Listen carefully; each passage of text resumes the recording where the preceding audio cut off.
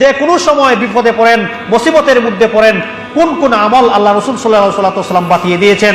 প্রথম নম্বর আমল যেটা হলো লা ইলাহা ইল্লা আনতা সুবহানাকা ইন্নী কুনতু মিনাজ জালিমিন। ইউনূস আলাইহিস সালাম মুসিবতে পড়ে নিজে নিজে দোয়া করছেন না, মানুষ দিয়া দোয়া করাইছেন?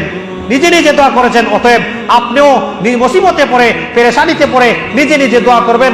100 লাখ, 1 লাখ, 1.5 লাখ, 2 লাখ এগুলির বাস্তবতা কোরআন এবং হাদিসে নাই। মৌলবীকে জিজ্ঞাসা করবেন, উত্তর এটাই দিবে। বুজুর্গরা করছেন, আমরা মুরব্বীরা হইরা এটার মধ্যে ফায়দা পাইছেন।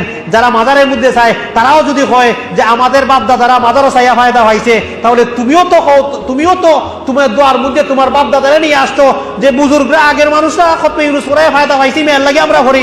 তাহলে যারা মাজারে চায় তারাও যদি হয় আমরাও এরা ফায়দা পাইছে, তাহলে খতমি মুল্লা কোনোদিন মাজারের বিপক্ষে কথা বলতে পারবে না, কারণ বললে তাকে দিয়ে দিবে উল্টাটা।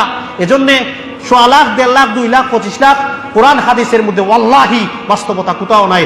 আল্লাহর কসম কেউ তার দলিল দিতে পারবে না যে 100 লাখ, 1 লাখ 25,000 তার বাস্তবতা কোথা থেকে তোমরা এটা বানিয়েছো।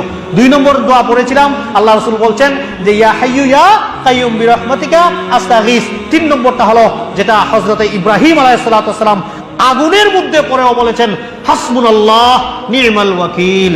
হাসবুনাল্লাহ নি'মাল ওয়াকিল। সম্মানিত মুসল্লিয়ানে কিরাম, যা কিছু বললাম শুনলাম, আল্লাহ পাক রব্বুল আলামিন যেন ভুল ত্রুটি ক্ষমা করে আমাদেরকে এর উপর আমল করার তৌফিক দান করেন। আকুলু কওলি হাযা আস্তাগফিরুল্লাহ লি ওয়া লাকুম ওয়া লিসাইরিল মুসলিমিন ফাস্তাগফিরু ইন্নাহু হুয়াল গফুরুর রহিম।